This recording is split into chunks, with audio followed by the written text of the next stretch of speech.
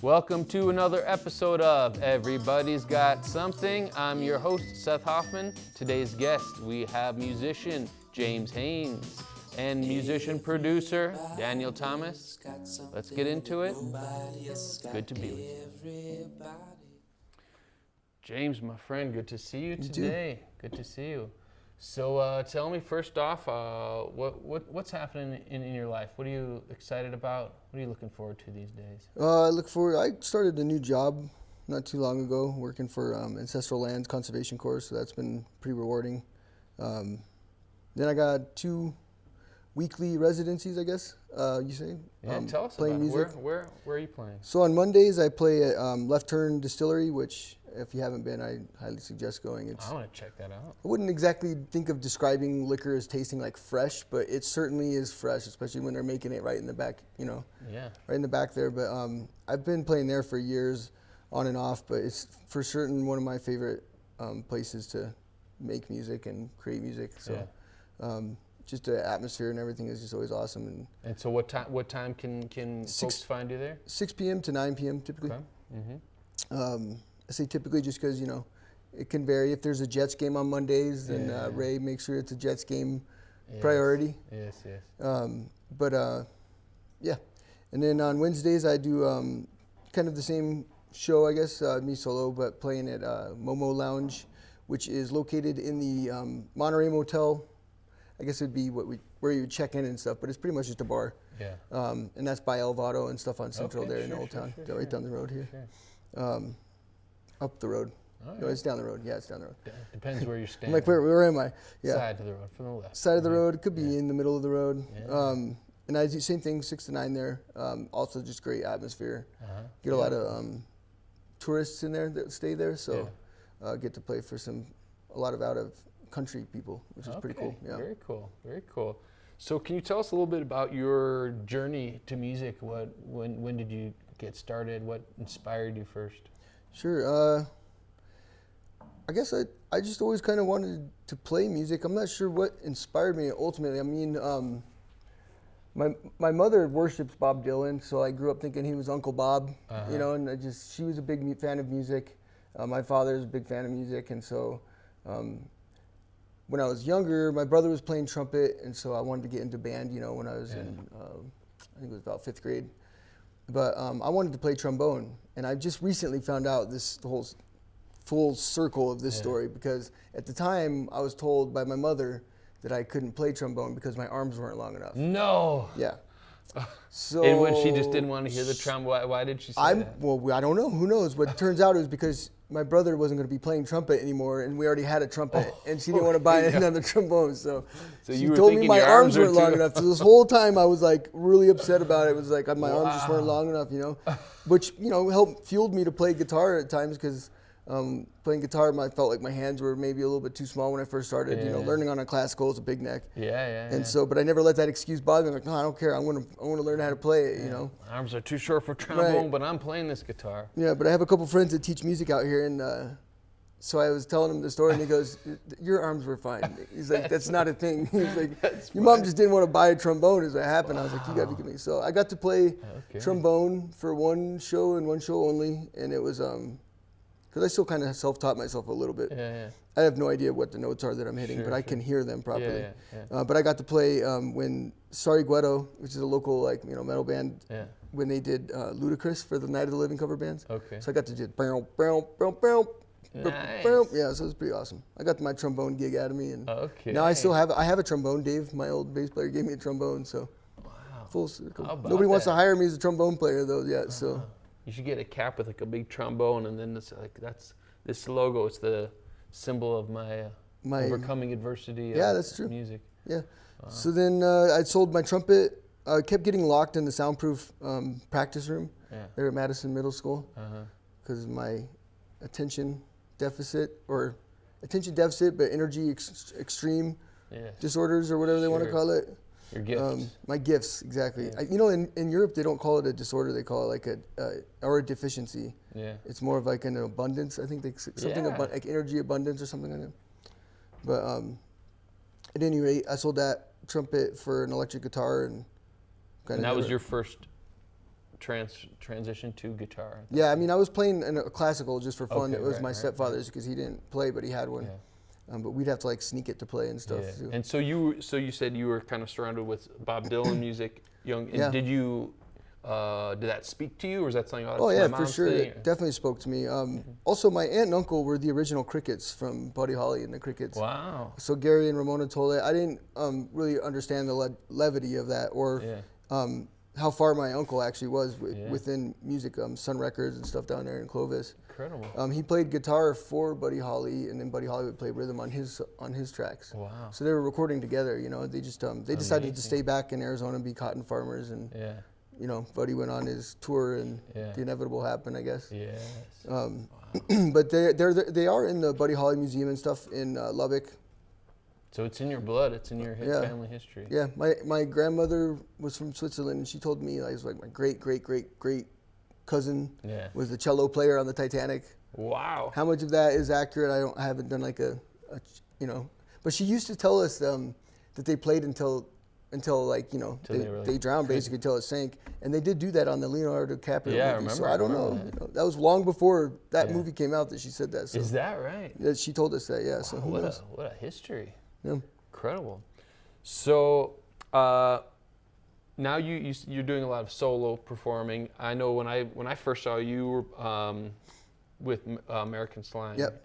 And so tell us about just the two worlds of being a solo performer and band life, and what that's been for you. What do you prefer one? How do they relate to each other? Yeah, I mean, that's a tough topic to like make a deciding factor on, I guess I would say. It doesn't have to be better or worse. It's just right, they're just different. Right. Yeah.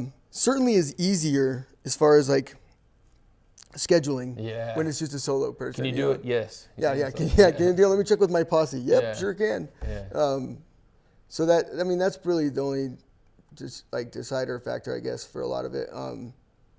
Especially because, you know, as far as with American, because there's nothing like the energy that you get from playing with people on stage. And you can create something in the moment, and you're communicating without communicating, so to speak. You know, you're just like shooting each other with laser sounds, vibrations, and see how it comes back. See how it comes back to you. Yeah, it was, especially playing with people like I did with American, with Ricardo and Dave and Romeo. There was a lot of energy going on. So it fueled a lot of creativity that was pretty awesome. And can you tell just a little about the history of that band, how that band came to be? Yeah, I think so. Pretty much, Dave and Rick at the time were playing with Rudy Boy, and they wanted to start a different kind of a style band, something that's, you know, a little variation from blues, I guess. And so they started to think about who they could, you know, add into that world of theirs, I guess. And in some form or some way or another, I got introduced into it. I guess an audition type style, you know. And we just had a show. We were going to play a gig out with Rudy Boy in Cottonwood, Arizona, actually. Yeah. And we needed a band name and stuff too, real fast, because they hadn't even decided a band name or anything. Yeah. There was not Webster's, but I forget the name of the Merriam's, yeah. American Slang Dictionary was sitting on the table. Right? Wow. And they was laughing at me because he's like, you kind of sing like this, because it would go like topsy-turvy, whipsy-woovy. It was just like, you know, like going all these words, that like, because that joke was I mumble or whatever when I sing. Yeah. I don't mumble. But I'm just kidding, as I mumble that. So yeah, that's kind of how the name came. And then we turned it into slang, I guess, by taking the A off. We dropped the A off of it. Okay. But it was pretty interesting too, the name, because when we played out of state a lot of times, because we were from New Mexico, they just called us Mexican slang, which we were totally cool with. Mexican slang, no problem. But when they called us American slang, we're like, no, sir, that's not right. There's no A there. But that after COVID, COVID really did change a lot, I think, for many musicians, especially. You know, we were really trying to make a go at it as far as being our sole provider and stuff like that. So it changed a little bit after that, and then most of us have always had other side projects that we do and stuff to stay busy. So at the moment, we're not like not playing together. You know, we're just not actively booking. I guess kind of like waves of things. Yeah, we get calls every now and then to come out of retirement. We do. So. Well, tell us about the first song you're gonna play for us. Yeah, first song is called Friends. And it was just a song I wrote to my friends, saying thank you for, you know, all being there, essentially. I think friends have helped me out in many ways throughout my life. So it's the people around you really do help hold you up, I think, at times, and it's good to keep notice of that and believe in that. Be there for others. What a beautiful tribute to friends. Yeah, all right, well, let's give it a hear. Take it away, James.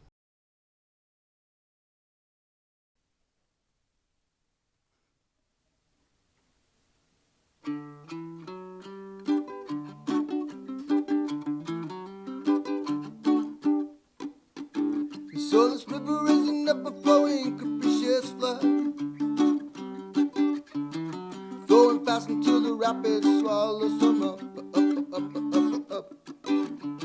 But not every fish can keep up with the stream. These unyielding swift currents swallow dreams, but still somehow I floated into some swimmers who may have carried me. I said they kept me afloat up and down the stream. So would I have drowned without your fins? Thank you all for being my flotation device.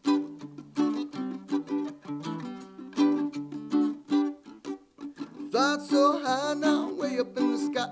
Thought the atmosphere would clear my mind, but there's no escape from falling through the clouds. And still there's birds out there who keep you from hitting the ground. And I have found I've fallen through the right clouds. Is at the bottom, oh, well I landed on the spread of the feathers of all you saviors in the sky, of all you saviors in the sky. Thank you all for being my wings.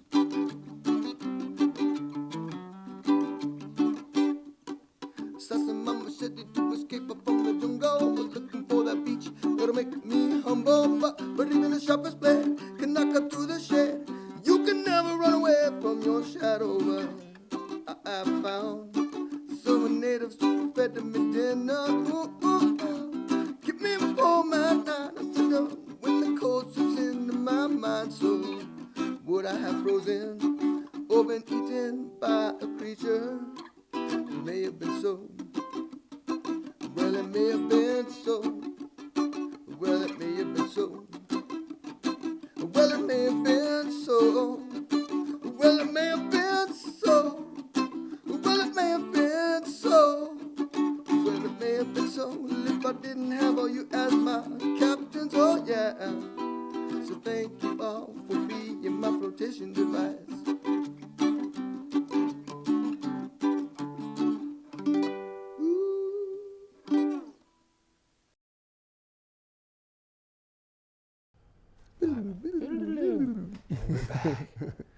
So, I'm always curious, as a songwriter myself, and then hearing different people's processes. So, a song like this, was it lyrically driven, or was that cool little guitar groove? How can you tell us a little just about the process that led this song into the world? Most of the songs that I've written like by myself, I guess, I think the music typically would come first. Yeah. But with this one, I don't know. I mean, I'm sure you know you've written a lot of songs and a lot of great songs. So like sometimes it's like coming not from you, so to speak. I don't know how else to explain it. I hear it. Yeah. And so I think that's kind of what happened with this one. I did look up the word capricious because I needed a word for the flood being like overwhelming and stuff, and the words I was finding were not using. Yeah. That was the first and only time I've ever used that word. But other than that, the rest of it, I guess, wasn't looked up. Yeah. And it was just kind of like an idea of life being, symbolized, I guess, in the first one by water, being overwhelmed by water, elements, I guess. Sure. So the second one was more air-based, flying through the sky. And then the last one being on land. So it's just kind of like the different elements of life and then how they can represent life itself, I guess, in a way, and then how you can... through each one of those phases, I was kind of like saved, if you will, or carried, or allowed to float by And so, did you? I imagine you've shared this song. Oh yeah, for sure. Yeah, it's actually recorded by a recording artist named Vannalia as well. Available on Spotify and stuff like that. Her recording. We'll put the link to that too. Yeah, for sure. That'd be cool. Hear that version. And so, out of curiosity, how did they respond? Were they like, "Oh, cool"? We're like, "Oh man, he touched us." I think when I first wrote it out in Chicago, maybe I promoted it a little bit more because it was definitely more of like I never really played a song with a band ever, you know. Yeah. So it'd be like at the end of shows or something, and so they would be like, "Oh yeah, play Friends," you know. But I guess I haven't played it a lot in Albuquerque with bands or anything like that, or at the end of a show typically. Yeah. So, but I've never had a bad response to it yet. Nobody. I think you should bring it back more. I think it's Your one Friends of those, tribute sucks. I need a better tribute. I mean, because what a beautiful thing. Yeah. I mean, to just because it means something to you, but then when someone else hears it, it's going to mean something for them, and they're going to think of their friends who have been there for them. When Vannalia wrote it, my buddy who had recorded it sent me a letter that a gal had wrote her originally because she was responding to the song Friends and how it like changed her, just helped her out a lot, and like to put into words, I guess, how she felt, and it really spoke to her basically. And so he shared that letter with me because essentially I wrote the words, not Vanna, but it was really cool to read that, even though it wasn't directed to me. I was like, oh, cool. Like I've never thought of that actually. Our songs or my songs, like, having that kind of an impression on people so much. Yeah. So it's really cool when you do get that feedback. Yeah. So I'm curious, so you play these places regularly. What's it like as far as each week? Is it for you? The experience for you. It's sometimes you can imagine. Oh, is it routine? Is it excited? Do you still get nervous? Do you still feel some butterflies? Yeah. What goes through your mind as you're setting up? As you're getting ready to play your first song? Honestly, I feel like the less people that are there, the more nervous it makes me. Yeah. I don't know why that is because. It's very intimate. It's like you and those two people. It's But in these settings, especially at these places, the energy itself is just very welcoming and very calm and cool, and I get along great with the bartenders and the staff, and so that's great. So I'm already at ease when I get there. Sure.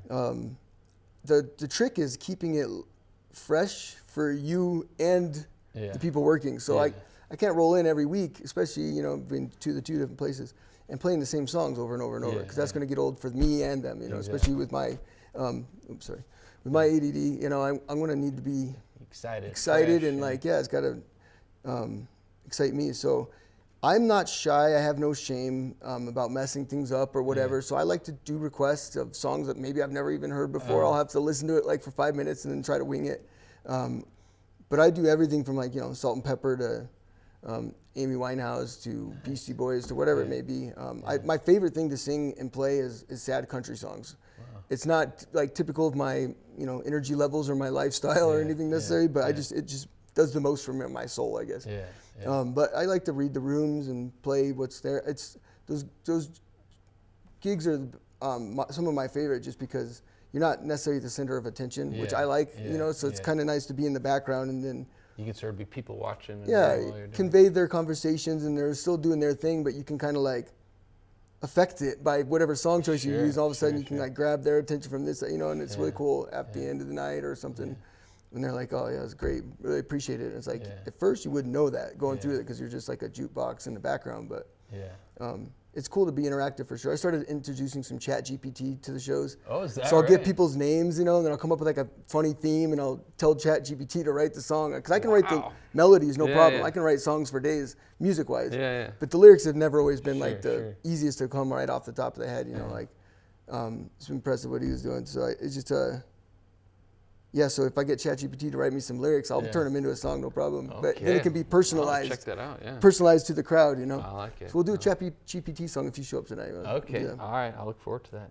All right, well, before we hear one more song, I wonder if you could leave some of the viewers and listeners just any words of wisdom and things that, maybe someone gave you some advice over the years, just from your experience, whether it's someone who is an aspiring musician or looking to follow whatever their passion is. Yeah, I think Christine Morel is a New Mexico native who's done really well for herself, and she did have some advice given to me once that was, I think is really important.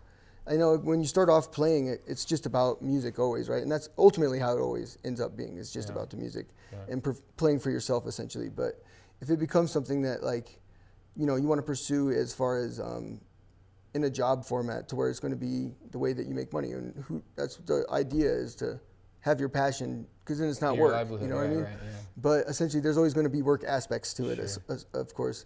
So it's good to really like figure out what kind of musician, you know, as far as that realm is, that you want to be. Like, do you want to make? Is it for to make the money? Is it for to make a, you know, consistent living, or is it to push, you know, your idea of your worldly views and however that may be, you know, and then to accept what that may entail afterwards, so that you're not, you know, setting yourself up for a disappointment or anything like that, because it is, depending on which, you know, path you decide to choose, there's a lot of different ways to get there, so to speak. But some of them may be trying, some of them may, you know, deter you, some of them may require things that you didn't want to do as a musician too, you know, like. So be clear on your direction. Be clear on your direction, I think, at least, so exactly, for sure. So I think, that's a great way to put it. Be clear on your direction. That's a much shorter way to go around the fumbling. I thought that was a good advice, for sure. I like that. And so, before we go, tell us about the song you're gonna take us out with. This song was written by me and my little sister at a horse motel in Corrales, maybe. A horse motel. Okay. A horse motel, yeah.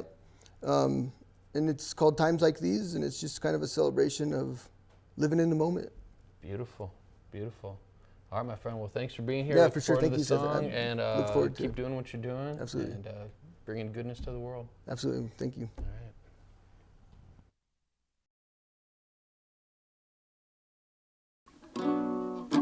Lo, lo, lo, lo, lo, lo, la, la, da, da, da, da, da, ba, ba, ba.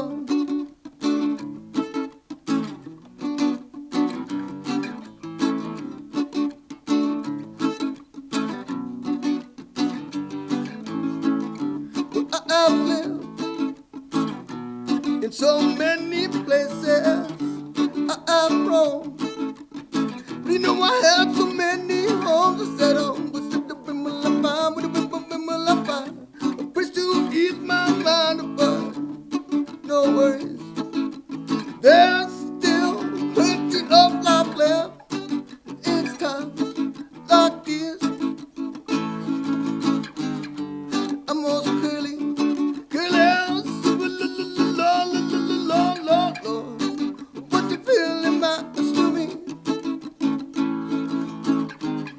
Is living the moment just like it is. Oh, oh, oh.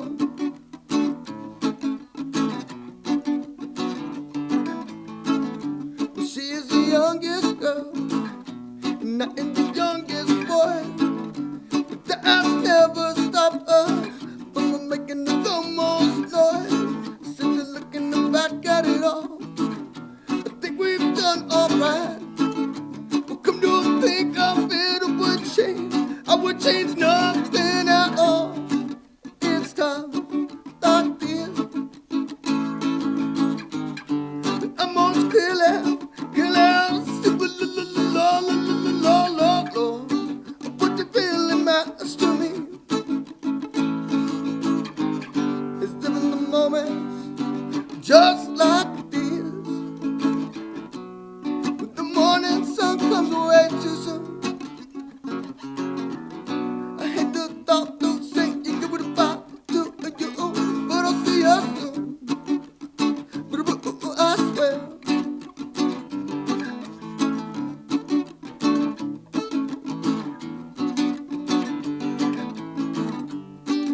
It's time like this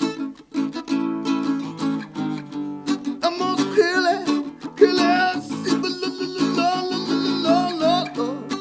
what you feeling matters to me. It's living the moment just like this. Boop, boop, boop.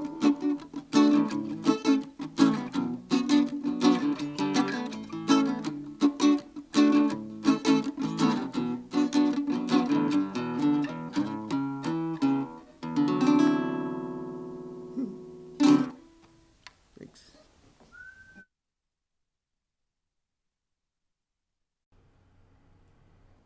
All right, it is a privilege to be sitting next to Danyel Thomas. Pleasure to meet you. Yes, sir. To get to hear a bit about your story and your creations.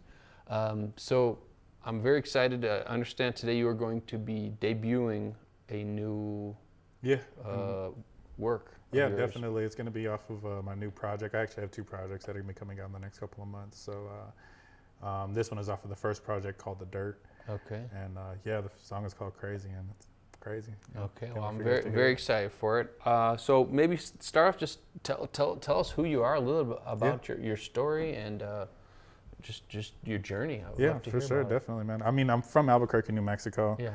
My dad's in the military, so I moved around a lot, you know what I mean? Got to see a lot of different cultures, a lot of different people. And how was that for you? Is that something, looking back, was a good experience or difficult? Yeah, I mean, it was definitely difficult at the time, having to move every 2 or 3 years, you know, getting ripped out from your friends and stuff, have a lot of be the new kid. New kid at schools and stuff. So I mean, looking back at it though, I wouldn't be the same person I am without it. You know what I mean? Being able to experience a lot of the places. We lived in Germany for a couple of years, and that was definitely defining on like just the possibilities of life. You know what I mean?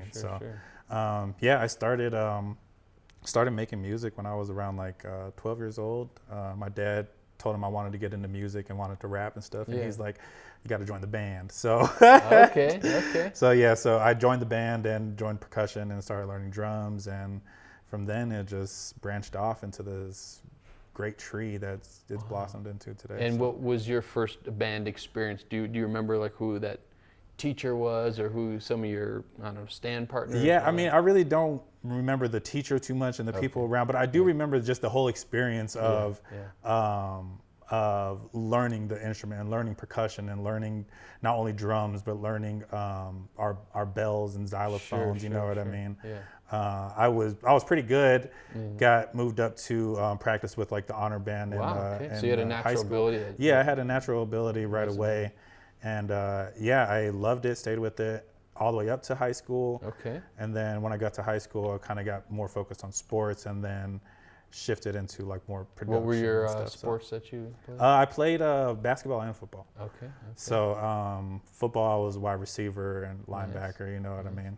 Basketball, I was kind of all over the place, you know. So, and so during that time, did you have to? Were you still in the band, or you kind of took some time out for the band? I kind of took some time off to try to figure out like what I wanted to do. You know what I mean? I'm very blessed that my dad gave us the freedom to kind of explore what we wanted to do, figure out what we wanted to be in life. You know what I mean? After about like my sophomore or junior year, stepped away from sports again and then got right back into music and didn't do band or anything, but got more focused into production. So I started making beats, and when I was in middle school, when I had first started band, my dad had bought me turntables, so I got a little bit more focused on DJing and stuff. So sounds like you were very supportive. Yeah, he's definitely very, very supportive in every way. Any way and every way possible that he can help us, he was always definitely. Is he still with us? For sure. He actually God bless you, sir. You're shout out to Pops. He actually just retired from the military. Congratulations. Thank you for your service. Yes, sir. From there, I just started producing, and then from producing led to rapping, and then, And were you someone who was a natural performer? Was that comfortable for you to be in front of people? Or was it like, gosh, this isn't me, but I want to be comfortable with this? Yeah, I mean, honestly, with band, it kind of gave me the exposure to being in front of people. You know what I mean? So by the time I got to my first performance, I was like 18 or 19, and we opened up for Bone Thugs and Harmony actually, and I had no jitters or anything. That's I felt amazing. like so natural, so at home, and so in my place that I was like, this is what I'm supposed to be. Yeah, this is what I want to do. Yeah, wow, incredible. Yeah. And so, tell us about the piece you're going to be performing for us in just a moment. Yeah, so the piece is called Crazy. It's off of the new project, like I said. And it's really just like a self-affirmation song, kind of like letting myself know that I'm still here and I still have just a lot of potential in myself, you know. I haven't dropped the music in a couple of months, and it's just been life and everything kind of been in my head, but I feel like I've broken out of that and broken out of that box that I was in, and now I'm ready to the point to just put it all on the table and just Beautiful. really go at it full force. Beautiful. You know what I mean? So Love it. yeah. Love it. All right, well, let's take a listen and we'll talk more about Cool. it. Sounds good.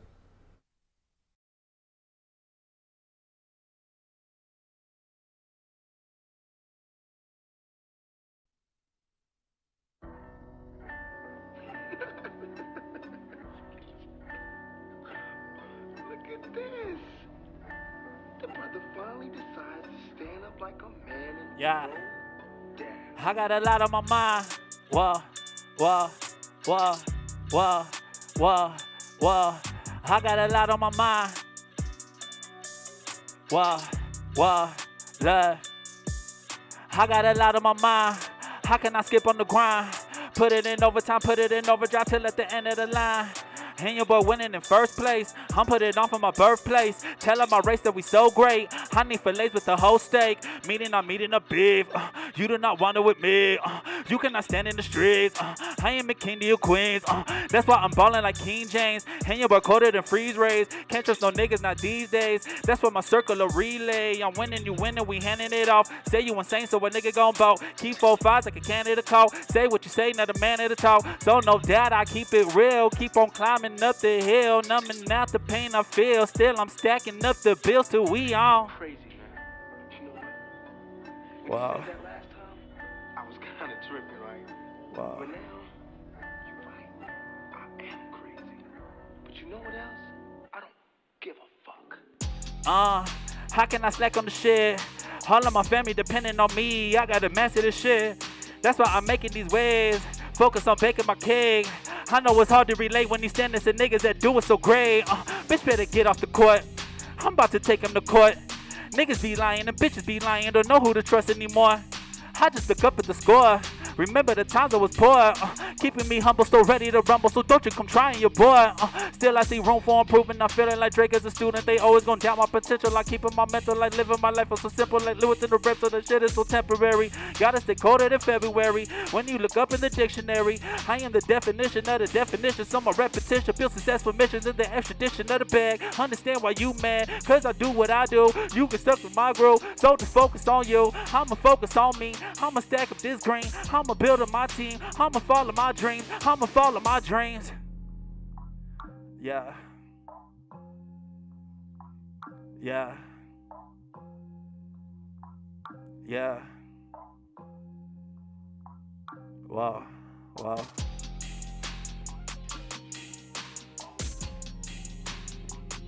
Yeah. Alright, that's cool. That sounded good.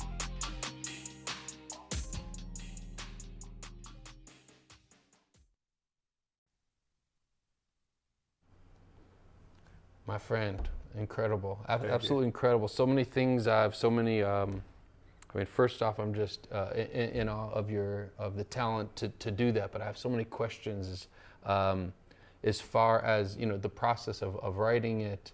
If you only could tell just the creation of the beats behind it. Yeah. Let's start with that. How about? Yeah, for sure. So this beat is actually made by a producer that I'm working with. His name is Young Nab. This is one thing that I started doing now is reaching out to other producers and collaborating a lot more, and it's brought out a different vibe and a different emphasis on my lyrics and stuff, because I don't have to worry about making the beat and then finding the melody and rhythm that I want to go with. And it's great for someone else to have their beats get a life through your words. Exactly, so it's definitely an even exchange. My lyrics is the process is kind of all over the place. Sometimes a song may take me a week to write. So did you have the full beats of this one, and then you put the lyrics so that they would fit there like that? Exactly. Yeah. So this one I wrote on the spot. This one, it's literally like the ether connecting you. It felt. I mean, I could feel it. I could just feel. It just felt like this man's raw soul is just here for us. Yeah, man, definitely to be with. Yeah, for sure. And I try to put everything out on any track that I do. You know what I mean?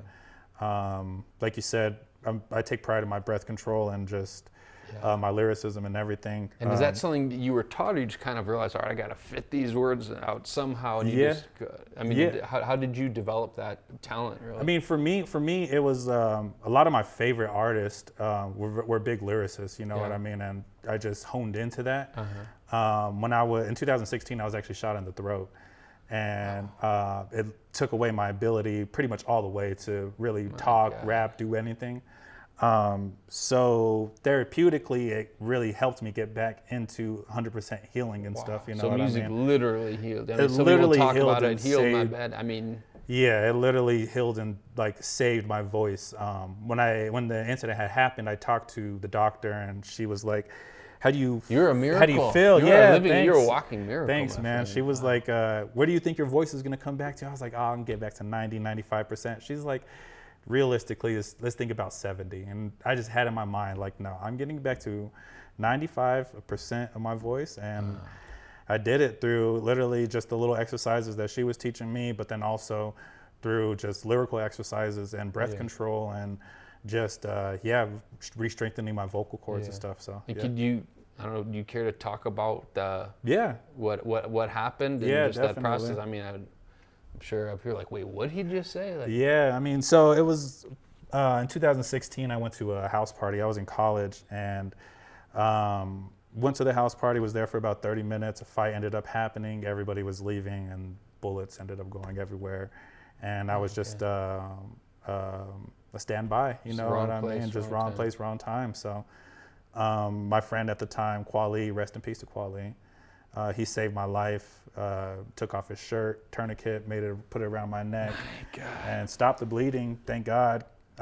Police got there, took me off, you know what I mean, when the ambulance got there and stuff. But yeah, it was a pretty crazy experience. It definitely sent me into a lot of whirlwinds of emotion.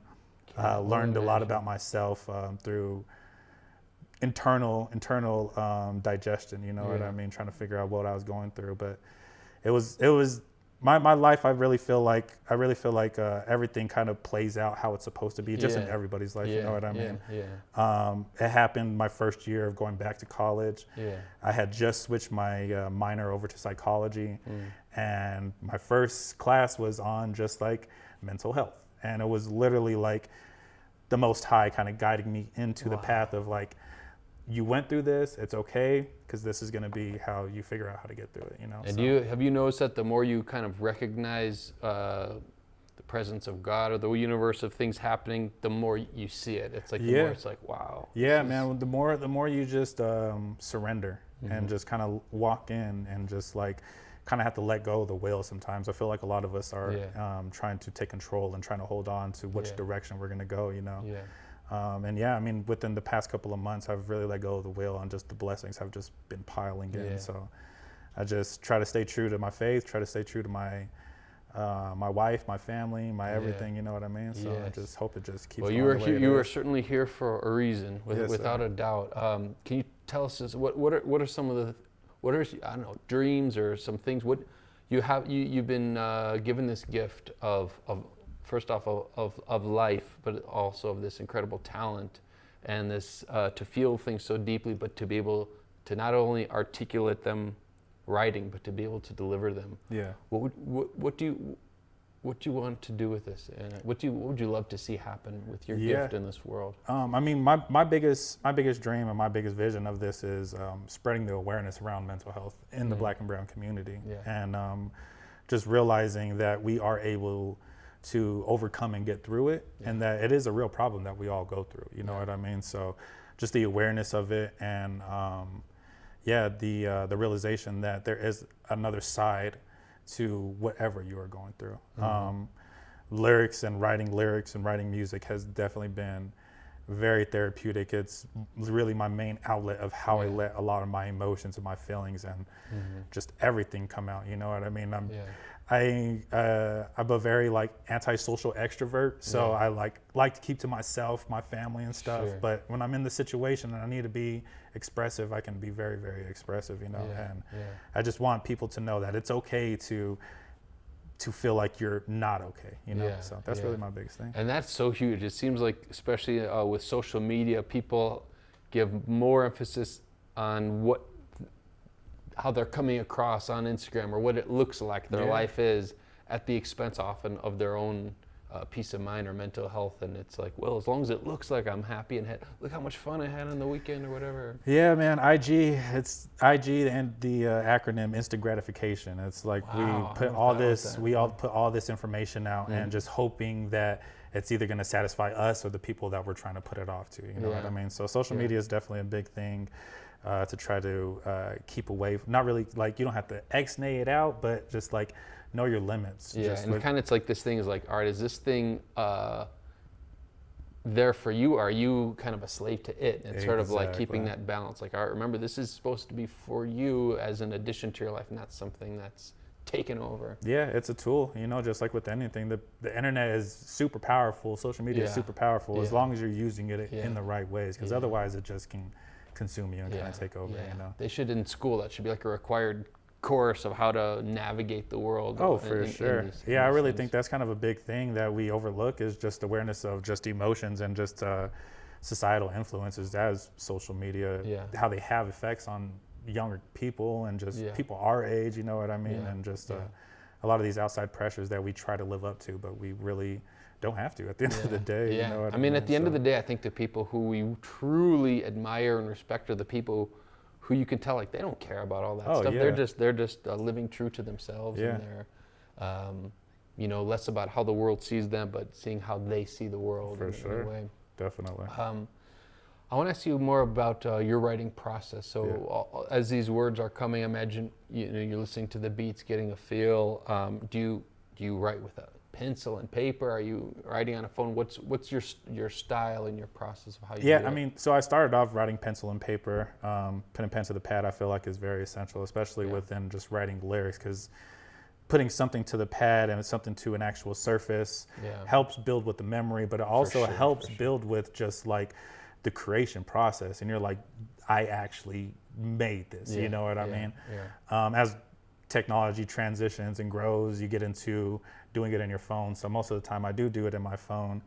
And which I like too, because I've gotten a lot faster with like getting my my vocalization out, you know, getting the right words out. And because a lot, when you write lyrics, especially rap, it's like stuff comes to you really, really fast, you know, and it's being able to catch that and hold on to it. It's with the pen and paper, it's a little bit harder. So if you can do it with the phone, it's a lot easier to capture with the momentum, you know. So incredible.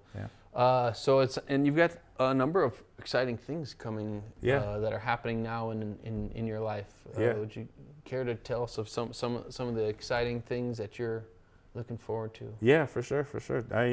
Me and my wife got married last year. It's actually about to be our 1-year anniversary. Congratulations. What's the date? October 15th. Okay. Yeah, so it's here in about 2 weeks. All right, very exciting. We just bought a house.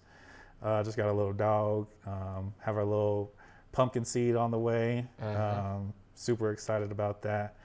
And do you already sing and rap to this little one? Yeah, I do. I literally sang a rap to her. Because that'll be I mean, you probably do know what a powerful gift that will be to this little one's brain developing. And, all the way, exactly. And just, I feel like the presence of just a dad in any child's life is super, super important. You know what I mean? And I just try to connect with her and the baby as much as possible to make sure I'm there, you know. So and then with on top of that, I have two new projects that are going to be coming out. One's going to be called the Dirt. That's actually going to be releasing next Friday. Okay. Yeah, so that one's going to be a little surprise project. How can people? Oh, you can find it on Spotify, Apple Music, YouTube. If you do that, Pandora. It's honestly really on everything. So when we post this, we'll put all the links and stuff. So for sure. So I have that one coming out, and then by the end of the year, I'll have another one coming out called "Let It Bleed." The saying that my friend Kwali, the one who saved my life, who unfortunately passed away a year after. There was a saying that he had, and it was just about being fully expressive with your emotions, and just anytime you're on stage, you just let everything out and just let it bleed on stage, as if it's the last moment that you're going to be there. So. And has that something that you've come to, or is that something who you've always been? Yeah, I mean, Kwali was definitely very influential on building just my outlook on who I am today. And that was one thing that he taught me and just showed me. And it's defined me really to this moment, and just not being afraid to put myself out there and be vulnerable. So. Yeah. Beautiful. Well, it's a gift and an inspiring thing, and to have a gift and then to share it in the way that you are, it's a gift for all of us. Yes, sir. So do you have any words of wisdom? I mean, you've given so much, but for other people out there maybe who want to get into whatever their passion is, maybe they want to perform, maybe they want to write, but not quite sure how to start. Yeah, I mean, one of the greatest lines I've ever heard is good artists create and great artists steal. So it's not a bad thing to take influence from people that you like, you know. So I'm really big on Tupac, Biggie, and Big Pun, and Eminem, and just a lot of their styles and flows. And it's okay to dive into that. People who create music because they have someone else who they really like creates music. Sure, I mean, all the greats didn't come from nowhere. From nowhere, exactly. Yeah. So I mean, if you have a dream and a passion, dive into it, and dive into it 10 toes, and just realize it's going to be a hard journey. It's going to be long. It's going to be times where you're questioning yourself, you're questioning everything around you. Yeah. But as long as you keep your head down, keep your head focused, and you stay forward, then the possibilities of anything happen are really strong. You know?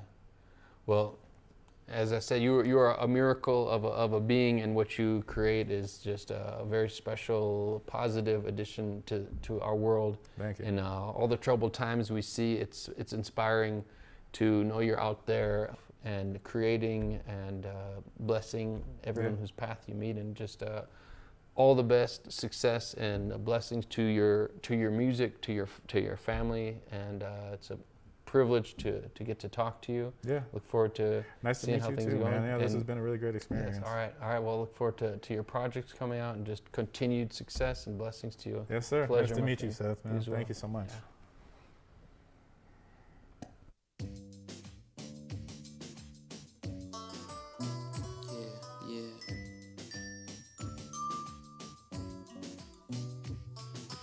Every